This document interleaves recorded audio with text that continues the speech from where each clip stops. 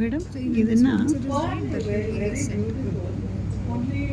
ಇವಾಗ ಜೆಲ್ ಹಾಕಿದ್ದೀರಾ, ಇವಾಗ ಇದು ಡ್ರೈ ಆಗಿದೆ ಅಂತ ಇಟ್ಕೊಳ್ಳಿ. ಈ ಪೆಟಲ್ಸ್ ಎಲ್ಲ ಉದ್ರಲ್ವಾ?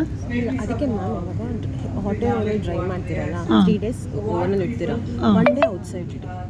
ಆವಾಗ ನಾರ್ಮಲ್ ಟೆಂಪರೇಚರ್ ಬರುತ್ತೆ. ಅವಾಗ ಏನಾಗುತ್ತೆ, ನಾನು ಟೇಕ್ ಇಟ್ ಔಟ್ ಅಲ್ಲ, ಸೇಮ್ ಟೆಕ್ಸ್ಚರ್ ಇರುತ್ತೆ.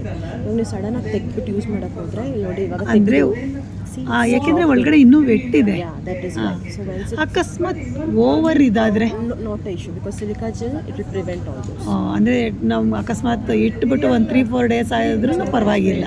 ಬಟ್ ಹೊರಗಡೆ ಇಡಬೇಕು. ತೆಗೆದ್ಮೇಲೆ ಅಂದರೆ ಇದನ್ನು ನಾವು ಹಾಕಿದ್ಮೇಲೆ ಇದನ್ನು ನಾವು ಓವನಲ್ಲಿ ಇಡಲೇಬೇಕಾ?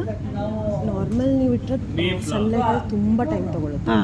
ಓವನ್ ಬೇಗ ಅಂದರೆ ಅದಕ್ಕೂ ಇಷ್ಟೇ ಡಿಗ್ರಿನಲ್ಲಿ ಇಡಬೇಕು ಅಂತ ಇದೆಯಾ ಓವನಲ್ಲಿ?